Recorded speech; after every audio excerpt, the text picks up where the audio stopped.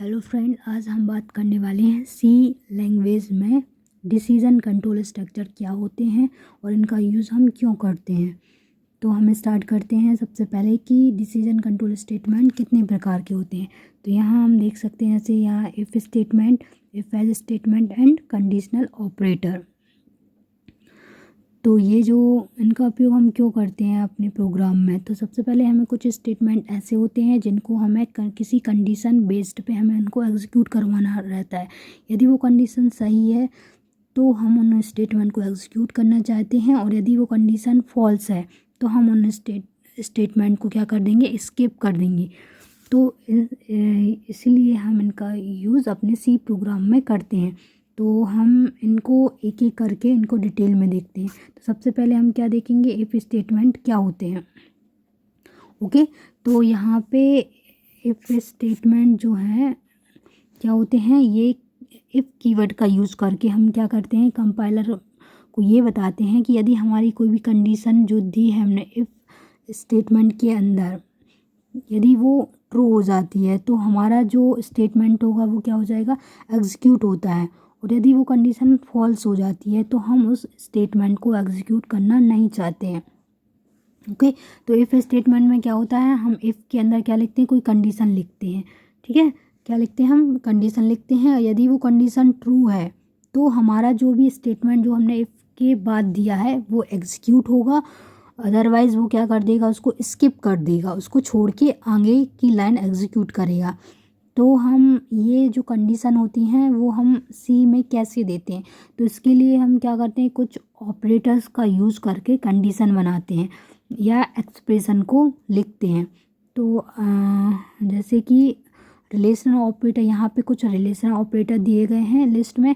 यहाँ एक one side expression लिखी हुई हैं और ये एक्सप्रेशन कब ट्रू होंगी वो कंडीशन लिखी है। तो जैसे फर्स्ट में लिखा है x is equal to y, इसका मतलब ये है कि जब एक्स और वाई दोनों की वैल्यू क्या होंगी, बराबर होंगी।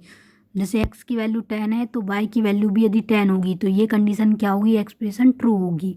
और the x not equal to y, इस का मतलब क्या हो जाएगा, जब एक्स की वैल्यू वाई के इक्वल नहीं होगी, एक्स लेस देन वाई, तो ये एक्सप्रेशन कब ट्रू होगी, जब एक्स की वैल्यू छोटी होगी वाई से।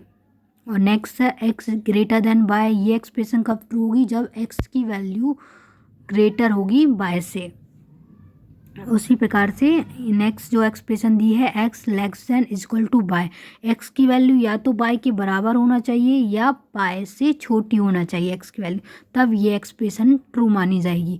और उसी प्रकार एक्स ग्रेटर देन वाई, इसका मतलब क्या होगा, जब वाई की वैल्यू या तो इसके इक्वल होना चाहिए या तो एक्स वाई से बड़ी होना चाहिए, तब ये एक्सप्रेशन ट्रू होंगी। और यदि हम अपने इफ़ में इन एक्सप्रेशन को राइट करते हैं तो यदि ये एक्सप्रेशन ट्रू हो जाती है तो इसकी नेक्स्ट हमने जो भी स्टेटमेंट लिखा है वो प्रोग्राम में चलेगा, अदरवाइज़ वो स्किप कर देगा। तो इसी प्रकार से हम इसका फॉर्मेट देखते हैं कि इफ़ को हम कैसे प्रोग्राम में लिखते हैं। तो सबसे पहले हम इफ़ कीवर्ड का यूज़ करेंगे। यहाँ पे जैसा आप प्रोग्राम में देख रहे हैं, ये जो इफ़ के बाद क्या लगाएंगे, हम कंडीशन या तो एक्सप्रेशन देंगे। और यदि ये यहाँ पे कोई भी, जैसे हमने लिख दिया एक्स प्लस वाई, ठीक है, तो ये यदि हमने एक्स प्लस वाई, ये तो क्या हुआ, मैथमेटिकल ऑपरेटर, पर यहाँ पे ये चेक तो होगा नहीं। क्या होगा, यहाँ पे हमें क्या लिखना पड़ेगा, जैसे हमने लिखा एक्स ग्रेटर देन वाई, यहाँ पे हमने कंडीशन में ये कंडीशन लिखी, तो जब x की वैल्यू y से ग्रेटर देन होगी तो ये कंडीशन क्या हो गई, यहाँ पे ट्रू हो गई। तो इसके अंदर जो भी स्टेटमेंट हम लिखेंगे वो चलेगा, अदरवाइज़ क्या हो जाएगा, ये यहाँ से जो एग्जीक्यूशन हो वो यहाँ आ जाएगा। ओके, तो ये इसमें क्या होता है, हम केवल जब कंडीशन ट्रू होती है उसके बाद ही हम इसके अंदर जो भी स्टेटमेंट लिखता है वो कंपाइलर उसको एग्जीक्यूट करता है। हम नेक्स्ट हम देखेंगे if else statement. If else statement का यूज़ हम क्यों कर रहे हैं, तो हमने प्रीवियस में देखा इफ़ में हम क्या कर रहे हैं, कंडीशन ट्रू हो रही है तभी वो ब्लॉक के अंदर जा रहा है।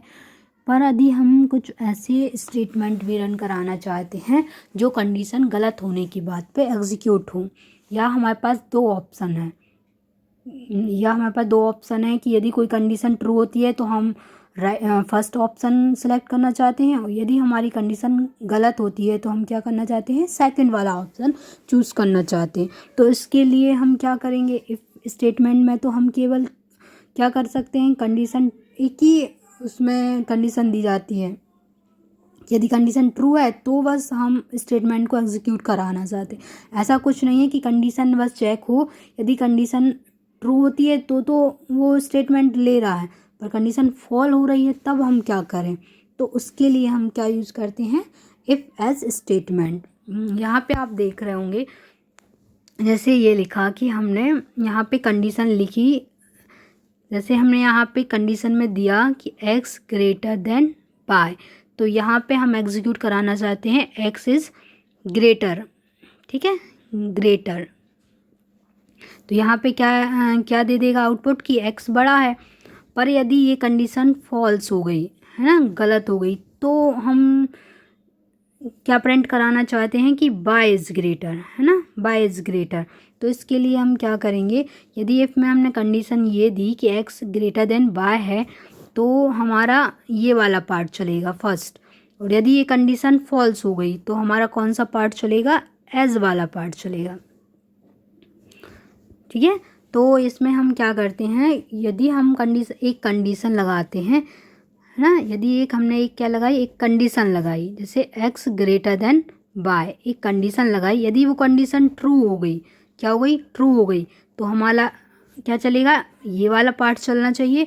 और यदि ये कंडीशन फॉल्स हो गई तो हमारा क्या चलना चाहिए, ये वाला ब्लॉक चलना चाहिए। तो इसके लिए हम क्या लगाते हैं, इफ़ एज कंडीशन। यदि हमारा ये कंडीशन ट्रू हुई तो हमें ये वाला पोर्शन वाले स्टेटमेंट एग्जीक्यूट कराना है, और यदि कंडीशन ये क्या हो गई, फॉल्स हो गई, तो हमारा ये वाला पार्ट चलना चाहिए। ओके, आई होप आपको समझ में आया होगा कि इफ़ एज का क्या यूज़ है। नेक्स्ट हम देखते हैं कंडीशनल ऑपरेटर। कंडीशनल ऑपरेटर जो क्या होता है, यहाँ पे हम देख रहे हैं कंडीशनल ऑपरेटर क्या होता है, क्वेश्चन मार्क और दो कॉलन लगा के हम इसका यूज करते हैं। इसको हम क्या बोलते हैं, टर्नरी ऑपरेटर भी बोलते हैं। क्यों, क्योंकि इसमें 3 आर्ग्यूमेंट दिए जाते हैं। ओके, तो इसमें हम एक एक्सप्रेशन देंगे, यहाँ पे एक कंडीशन लगाएंगे ब्रैकेट के अंदर। यदि वो कंडीशन सही है तो हमारे लिए कुछ वैल्यू रिटर्न होने, 2 वैल्यू रिटर्न करनी होगी, फर्स्ट और एक सेकेंड। यदि ये कंडीशन ट्रू है, ओके, तो हमारे लिए फर्स्ट में जो सेकंड एक्सप्रेशन में जो भी लिखा है वो रिटर्न करेगा, अदरवाइज वो क्या रिटर्न करेगा, एक्सप्रेशन 3। ओके, तो हम इसको एक बार और देखते हैं किस टाइप से होगा ये। जैसे हमने यहाँ पे लिखा x ग्रेटर देन y, ठीक है, ये हमने दी कोई कंडीशन, इसको वो क्या करेगा, पहले चेक करेगा, ठीक है।